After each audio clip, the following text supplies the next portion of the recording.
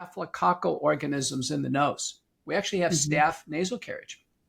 And so if we go into a room with a patient who has influenza or COVID or paramyxovirus or some other upper respiratory illness, and we have an uncontrolled sneeze or cough, then the mask can start to block some of this droplet spread, and staph spreads by droplets, so we don't cause a superimposed staphylococcal bronchitis and pneumonia in, like, say, an influenza patient. When people die of influenza, they largely die of staphylococcal secondary pneumonias. So the reason why we wear a mask in the hospital, or the same example would be surgery, a cardiac surgeon doing heart surgery, uncontrolled sneeze, all that staphylococcal spread would go right into the wound and cause a serious chest wound. That's the reason why we wear masks in the hospital, not to protect ourselves. So what happened is the doctors, nurses, and the public started to think, wait a minute, I'm going to wear a mask to protect myself. Okay. Mm-hmm. And you started to see the interplay between kind of medical procedures and sociology and psychology. So people actually started to change their Twitter profile pictures to wearing a mask, to covering up their face. Well, wait a minute. It's a Twitter profile picture. You can do that personally. You don't need to wear a mask. People started wearing masks in any type of situation. They would wear a mask while jogging outside or bicycle riding. Or I was called on Fox News one time, primetime, to address an issue where a girl was on a track team in the United States, and she was running 1,000-meter race, and they were required to wear a mask outside in this big outside track. And she just collapses at the end because she can't get the minute ventilation. If we've learned anything, lesson learned, public masking doesn't work. It causes great harm. You mentioned the psychological harm. There was some physical harm in athletes. And I've been most disturbed because I wore a mask continuously for 3 years in the hospital. I'm most concerned with the data about the fibers of the mask going down into the lungs. Yeah. Can you talk a bit more about that? That anytime you breathe in particulate matter in the lungs have to handle it and try to get rid of it. And I'm greatly concerned that fibers, paper fibers, or fibers that made out of various petroleum products that in fact could cause chronic inflammation in the lungs. I worry about that. Studies of masks showed the mask retained fungal spores and bacterial material that could lead to chronic illness. We need to get the masks off people. This is important. They cause harm. I still go on airplanes nowadays in the United States and Europe, and I see people wearing masks.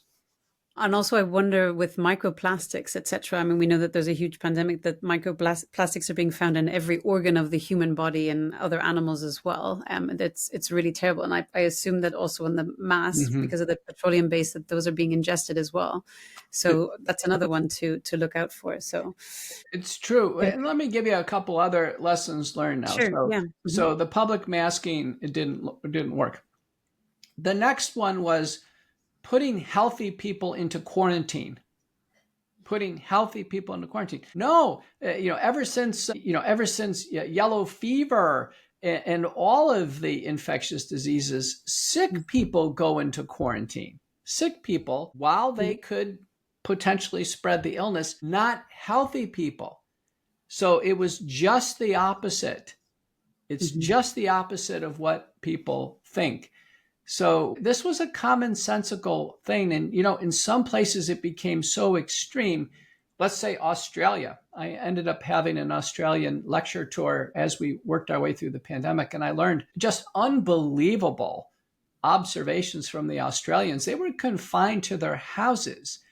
And they actually had a 5-kilometer radius that they had to stay. Now, the virus doesn't know any boundaries, so it's not like 5 kilometers. And somebody said they're perfectly healthy.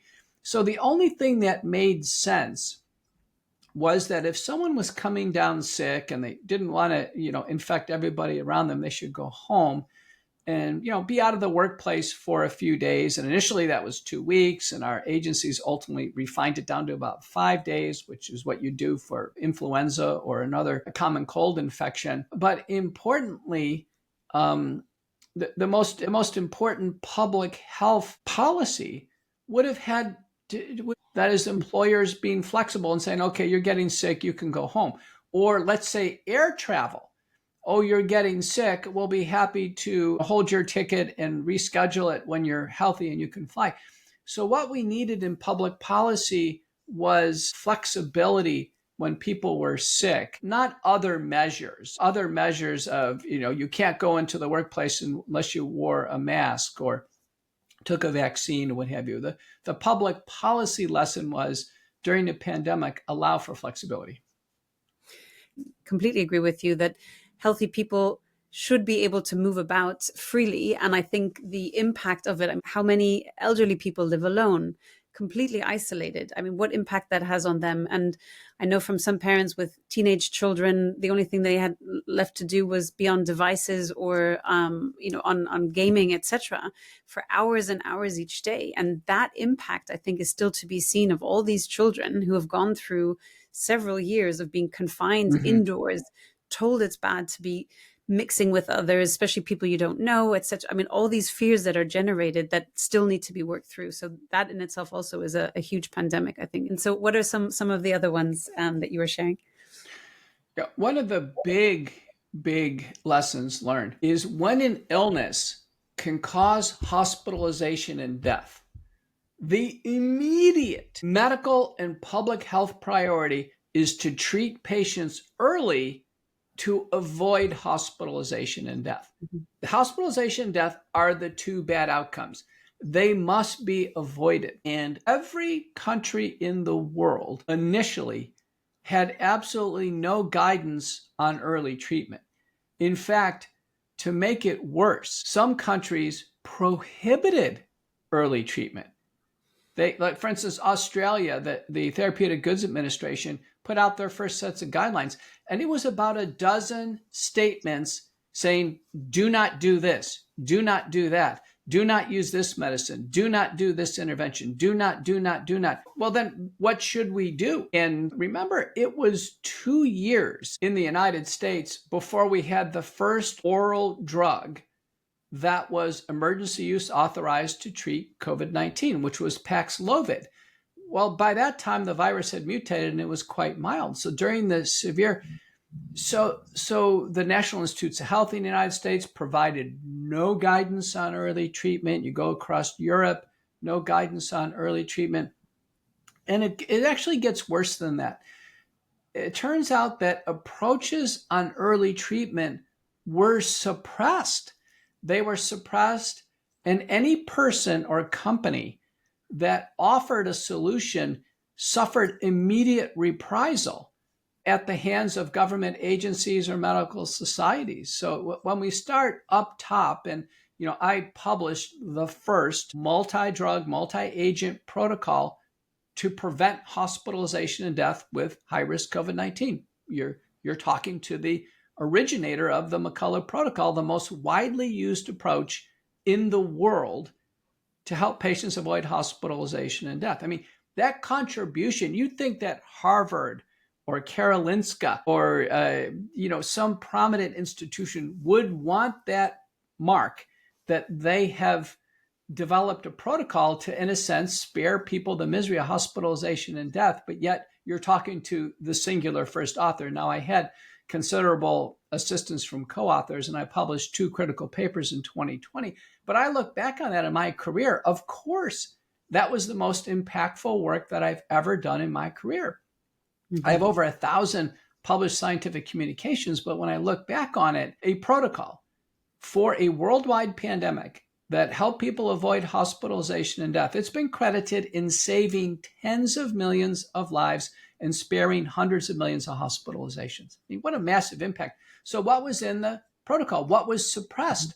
Well, we start up top with nasal sprays and gargles, simple nasal sprays and gargles, probably now about 24 randomized trials, or a very notable trial by Baumforth and colleagues using a xylitol-based product. And it turns out that xylitol, povidone iodine, the saline, the components of the nasal spray or gargle are not so important as the regular use. It turns out using them twice a day was absolutely critical.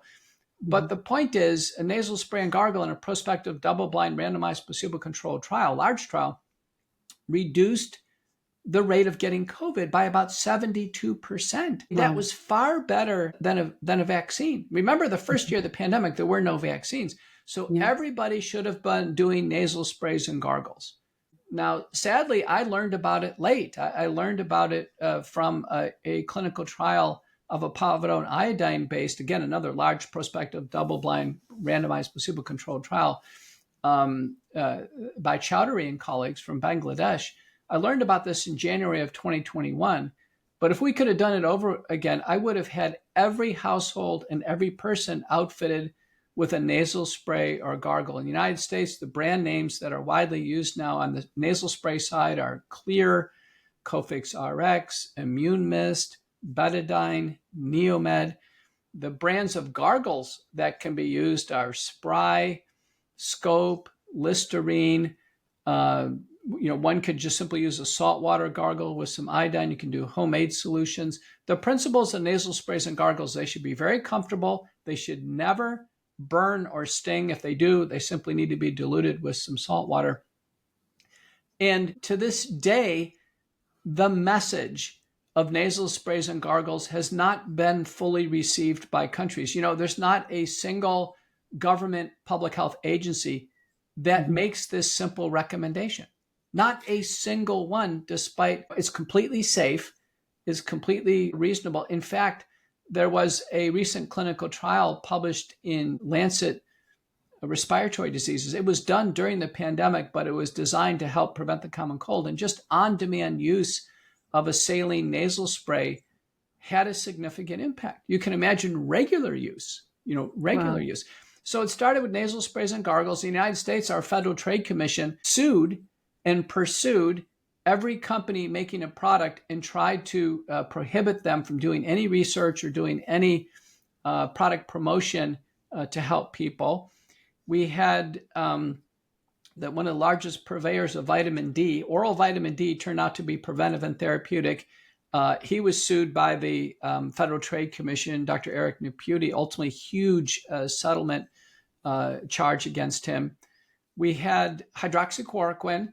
When fraudulent papers published on hydroxychloroquine to mislead people, our FDA put out a warning, do not use hydroxychloroquine to treat COVID-19. It turned out it had a modest effect, about 25% risk reduction. Ivermectin was the big one. So hydroxychloroquine was the big oral drug in the first year, and ivermectin was the big oral drug in the second year. Ivermectin, in a prospective, comparative, well-done study published in Chest, one of our best medical journals, by Dr. Rochter, ivermectin reduced inpatient mortality by 50% with COVID-19.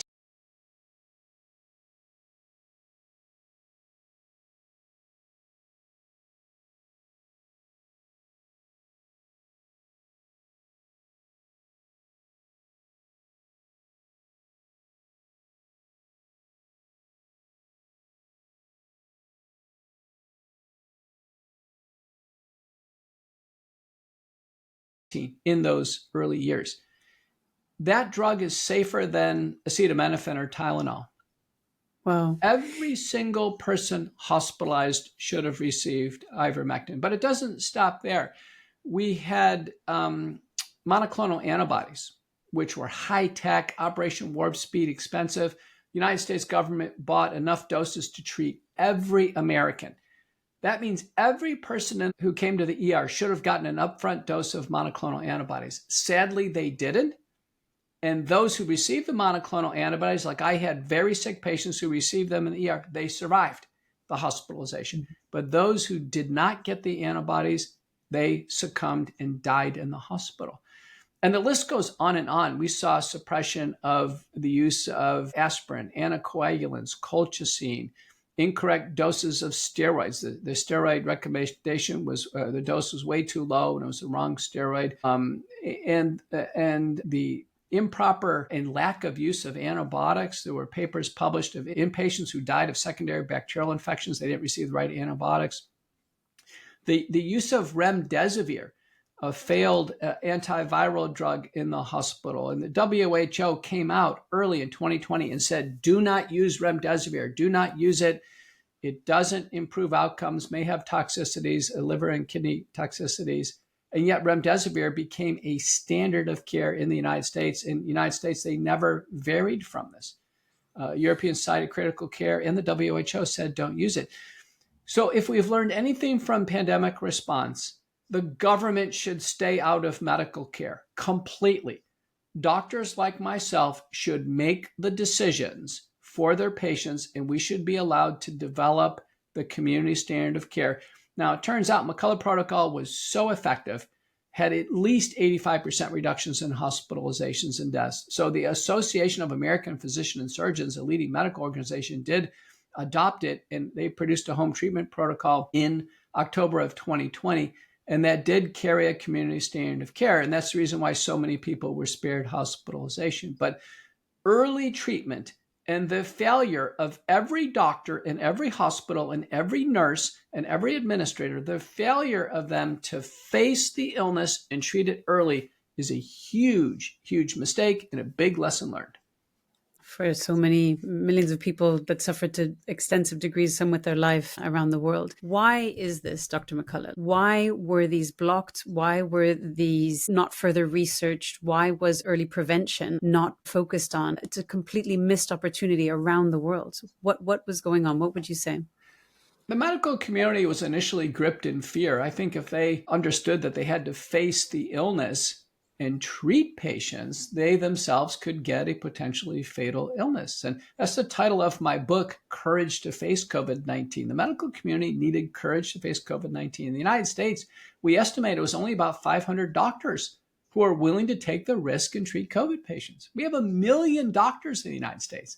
It was only 500 that took the risks. The nurses were more courageous. There were more nurses that stepped out. We have about 7 million nurses. So initially, I think it was a lack of courage.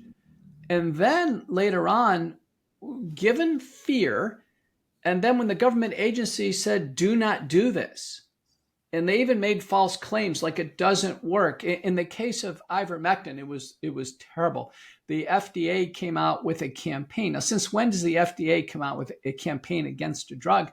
But they did on social media, and they said ivermectin is just a horse dewormer, a horse treatment, a veterinary product. But in fact, it's a human product. It's won the Nobel Prize for being a human product.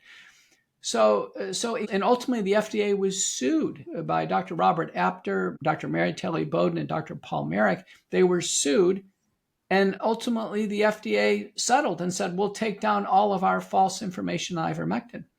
The American Medical Association in 2021 waged a campaign, an official campaign, to abolish the use of ivermectin. Why would they want to abolish the use of a perfectly safe product that doctors found useful in treating COVID-19? We saw this all over the world. One of the most exaggerated examples of this suppression of treatment was billionaire Clive Palmer in Australia, who I know personally. He had procured in 2020 enough hydroxychloroquine to treat the entire country of Australia. It's about as big as Texas in terms of population. The Australian authorities seized the ivermectin and seized the hydroxychloroquine and destroyed it. So this suppression of early treatment, because it was so global and it was so well coordinated, I had a chance to inquire. I interviewed Lisa Myron, who's an investigative journalist in Canada. She believes it was coordinated through the World Health Organization, which has over 140 global, what's called national focal points. And they put out messages on the same day all over the world. And you wonder how these messages came out, and they were instantaneous across the media. She thinks the WHO was calling the shots. Here's a couple you may remember. Early on, there was a simultaneous messaging on the same day all over the world. And the phrase was, no one is safe. Yes. No one is safe. Right? Another one, it was crisis of the unvaccinated. It came out all at once. And Myron believes potentially the suppression of early treatment was a global coordinated campaign by the WHO. But I can tell you, those who most intensely suppressed early treatment were the same people and the same entities that most strongly promoted vaccination, that the two were linked.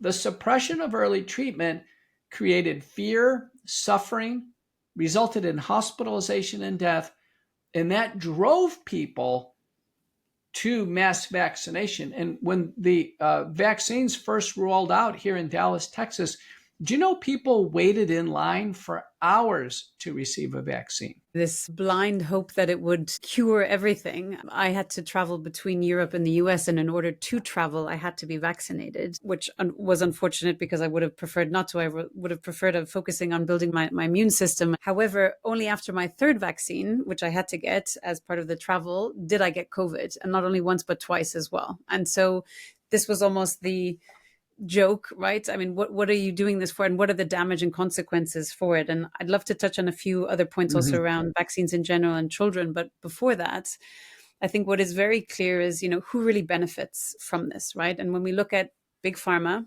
and I was looking at some of the statistics here as well, and astoundingly, Pfizer, BioNTech, Moderna, and Sinovac collectively made $90 billion in profits from the COVID-19 vaccine and related medicines in 2021 and 2022 alone. And these companies were reported to make $1,000 in profit every second from the COVID-19 vaccine in 2021. We are hearing more with different information that is being shared across the US about how big pharma is involved with media, and a lot of politicians, their biggest supporters financially are also from big pharma as well. So the conflict of interest is so extreme. What role do you see that playing in what panned out here? The conflict of interest, I'm glad you pointed it out. It's subtle. People don't see it as readily because it's not direct payment real time, but it's largely future jobs. And the agency officials are currying favor for big pharma for a future reward. So 9 out of the 10 last FDA commissioners, they actually work for big pharma. Scott Gottlieb, former FDA commissioner, a young commissioner, he's on the board of Pfizer, and he got a frequent contributor position on CNBC, a financial, cable network channel, promoting Pfizer vaccines. And in fact, he said he was going to actively lobby against Robert F. Kennedy being confirmed as HHS secretary. Just as an example of how clear this is, the FDA commissioner after him, Stephen Hahn, he was the one who fought against hydroxychloroquine, promoted remdesivir, ushered in the vaccines. Stephen Hahn joined Flagship Capital, which is the venture capital firm for Moderna. The two leading public health officials in the UK and Denmark, respectively, they joined Moderna as senior executives. There can't be anything more clear than this, that the public health sector and these regulatory officials have become corrupted by this huge money in big pharma. You mentioned $98 billion. Let me tell you, an oral drug that would be considered a blockbuster in internal medicine, let's say a blood pressure medicine or cholesterol medicine, would earn $1 billion in its first year of sales. $1 billion. That would be a big deal. And they can spend half that amount in research and development. These vaccines were rushed forward. The government paid for the research and development. There were no marketing costs. The government marketed the products for the companies, and the government bought the products from the companies. So this was this earnings was massive because it didn't have development costs or sales and marketing costs, and it was pre-purchased. Even if the products failed, like in you, the vaccines failed, you didn't have to pay for that. Your government did. I'd like to touch on vaccines in general, and especially around childhood vaccines. Can you share your views on childhood vaccines? And with Bobby Kennedy talking a lot about this as well, what are your views around this, Dr. Mccoulough? Well, let's take the COVID-19 vaccine first, since that's part of the routine childhood vaccine schedule. So it's mind-blowing.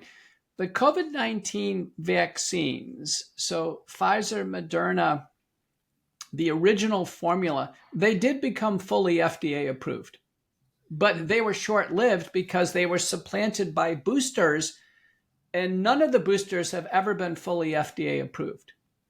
They're still emergency use authorized, even though there's no public health emergency for several years.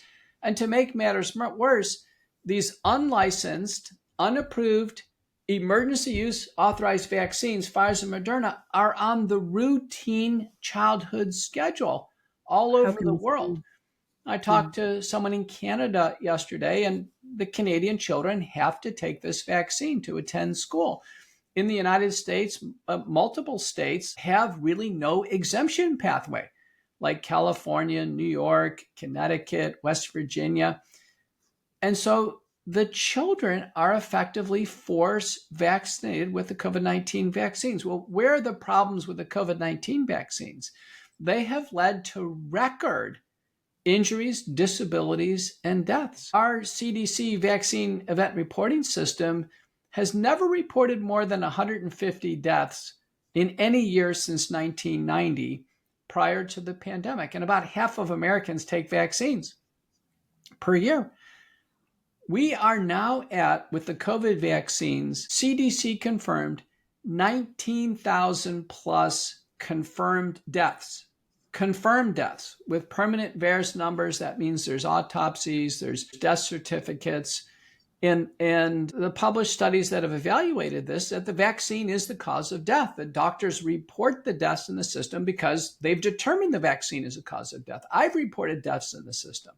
And I wouldn't report a death if it wasn't due to the vaccine. I wouldn't take that risk and expose myself to fines or imprisonment on a submission. So I stand behind those submissions of deaths that I submitted. Believe me, every one of those VAERS deaths is very likely due to the vaccine, or the vaccine contributed significantly to the death. We know about 1,150 are on the same day. They just die in the vaccine center the next day. We've never seen a shot that's so immediately lethal. When you took your 3 shots, Wow. you could have lost your life right there. That's how dangerous they are. And then about another 1,200 the next day.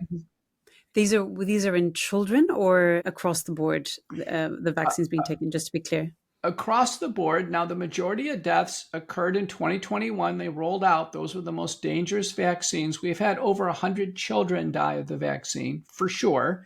Mm-hmm. Now, the vaccines became progressively safer because they coded for milder versions of the spike protein. The reason why the vaccines kill human beings is Pfizer and Moderna are the genetic code for the lethal part of the virus called the spike protein. So I can show you the spike protein. Here's the virus. The spike protein is the spine on the surface of the virus. Just like COVID can cause a blood clot and heart damage and kill a patient, it's because of the spike protein. It was genetically modified in the Wuhan Institute of Virology to be lethal intentionally. And so, in fact, when you take the vaccine, you are taking a run of production of a lethal protein in the human body for an uncontrolled duration and an uncontrolled quantity. That's how risky this is. Now, that's Pfizer and Moderna. Now, Janssen and AstraZeneca are an adenoviral vector, so they have a virus come in and it dumps the payload for the genetic code of the spike protein, and hopefully that's cleared out of the body. Sinovac and Coronavac, those are actually the killed virus that you get the whole virus in the vaccine. But with all the vaccines, one is exposed to this dangerous spike protein, and it's the most reckless idea I've ever heard of. I'm the only public figure in the world before the vaccines came out that published a concern regarding the vaccines. And I published that op-ed in The Hill in August of 2020. You're looking at the only person in the world. There wasn't a single other public health figure, a chief of medicine, not even Robert F. Kennedy expressed concerns like I did. Not even those who were already concerned about vaccines had the intuition and the insight to understand what was going to happen to humanity. You're talking to the only person in the world. It's a startling observation. So it was an unbelievably reckless and lethal idea to do this. And then to make matters worse, quickly people were told, well, even if you had COVID, take some more shots, load some more spike protein in the body. Even if you're pregnant, which we never give pregnant women new vaccines, just take it any time during pregnancy. Just keep going and going and going and going. We knew that this mass vaccination program was was off the rails.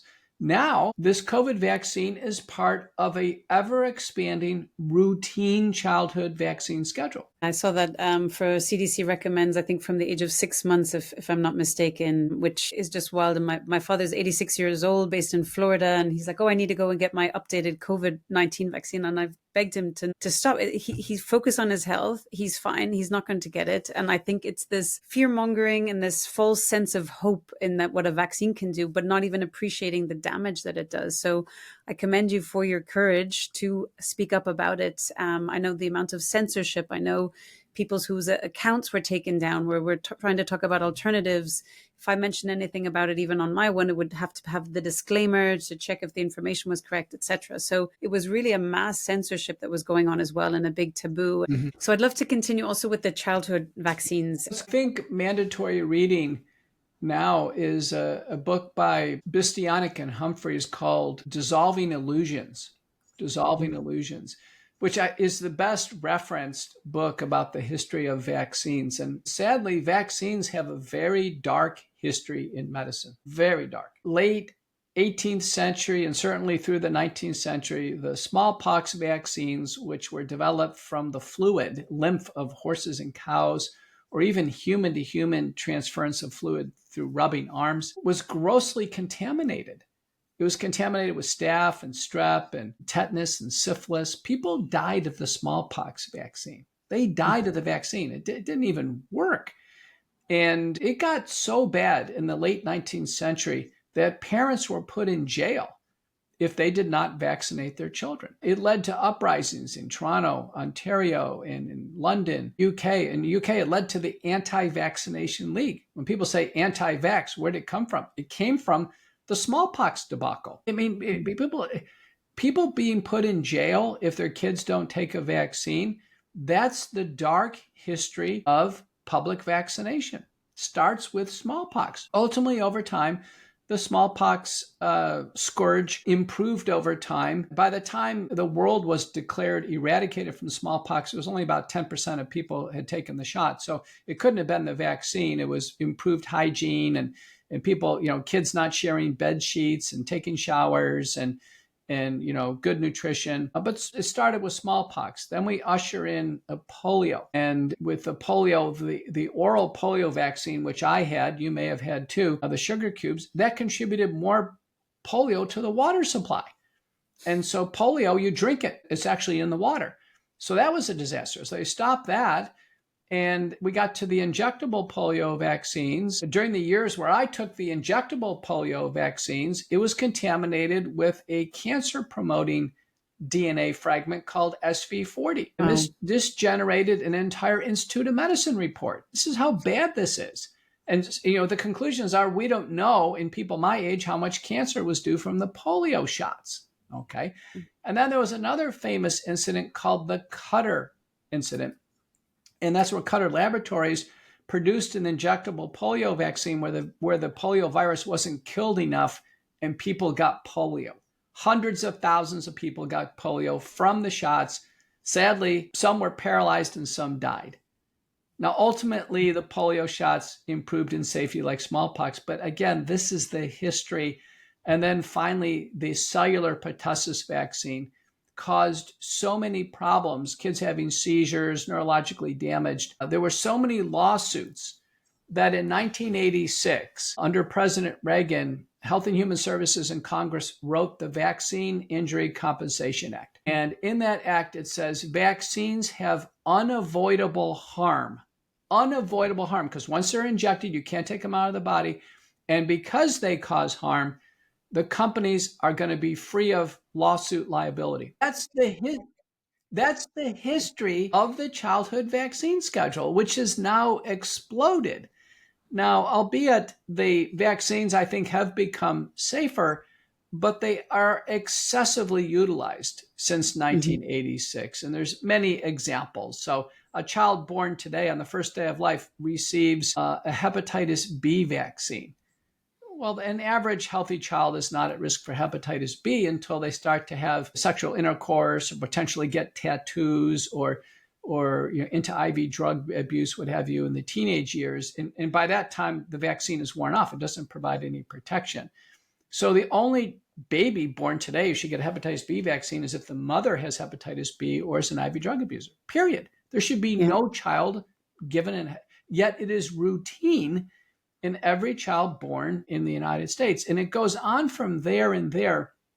So we are up to around age 1, a child getting 16 different vaccine products and a monoclonal antibody called Beyfortus. And we are becoming increasingly concerned in the clinical community that there's causing side effects. We're seeing escalating rates of food allergies, like peanut Mm-hmm. allergies that we've never seen before, allergic dermatitis, asthma, neuropsychiatric disorders like attention deficit disorder, Asperger's, autism spectrum disorder, seizures. And every time we look at this, the children who forego vaccination are healthier. There's 5 studies showing that if a healthy child born today, no background medical problems, skips all the vaccines, they are healthier.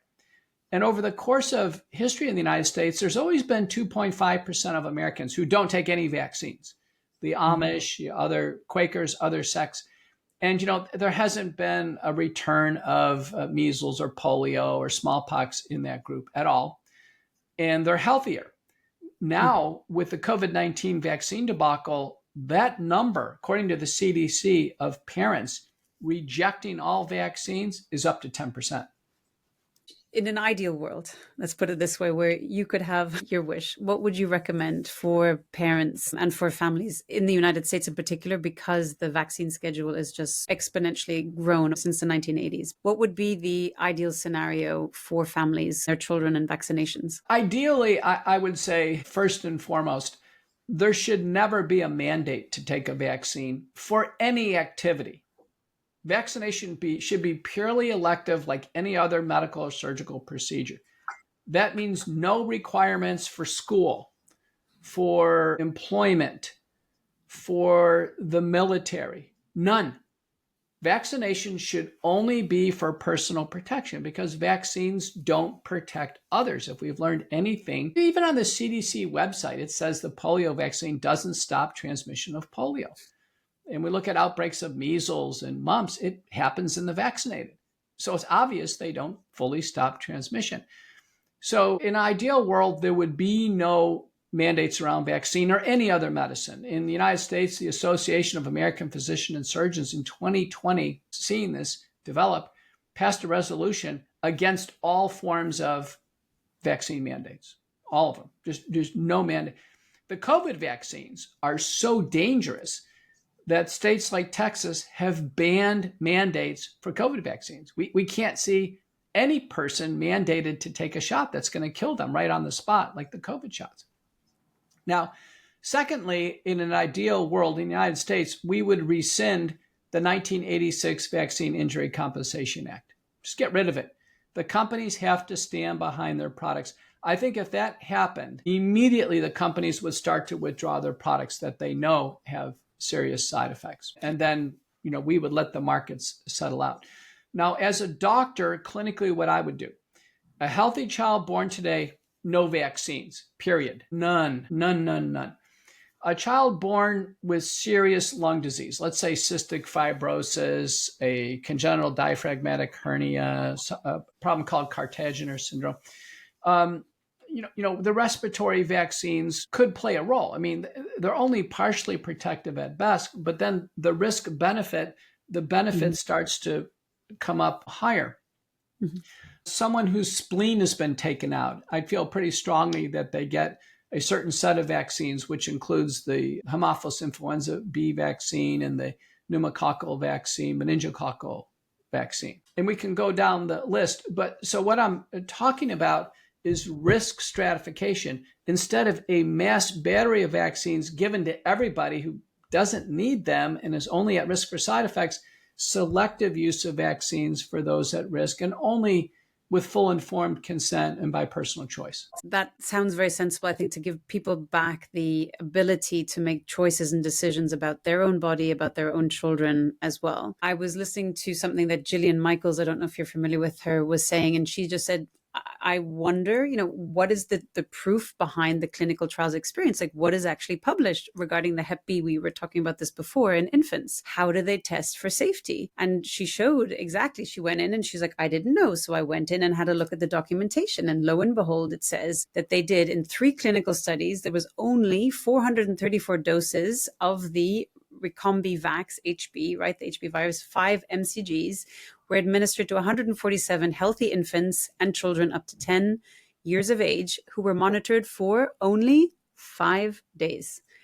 Only this very limited time frame where they monitored for side effects. And you were mentioning the list of seizures, autism, ADHD, Asperger's, all these other consequences. These are shown much, much later. And so they're essentially ignored by the companies that are producing these vaccines because they're only looking at the first 5-day window. Our fever is reducing, etc. But this is not the way to test medication for safety at all. And as you said yourself, there's enough evidence that they're not effective, yet people are still going ahead and giving all their children all these vaccines. And I grew up obviously having to been vaccinated back then. And when my children were born as well, knowing now what I know, obviously you start questioning things. And I think that one of the challenges is, and this is, I think, important, is that schools and military and all different bodies and even employers changing their policies so that it's not mandatory to be vaccinated and to have these different vaccines as well. What would it take for that to happen, Dr. Mccoulough? What do you think? We'd have to have an executive order or legislation banning this. We just can't force people to take vaccines. You can't get it out of the body once you take it. And like you, I took all the vaccines. In fact, I took extra vaccines. It was required for me to be on hospital staff to take an influenza vaccine. So I counted up the number of shots that I've taken. It's 69 shots. So Wow. I can't be anti-vax, but I do wonder. I mean, I got to the point personally where I think I had over 20 colds in a year, head colds in a year. I was continually sick. I was on TV. I was always coughing and sneezing. And there's been randomized trials of the influenza vaccine, and it does result in people getting more colds. It actually tricks the immune system. It actually reduces the ability to fight off the common cold. So, I'm finally, I think on my 3rd year of not taking an influenza vaccine, I'm finally getting healthy.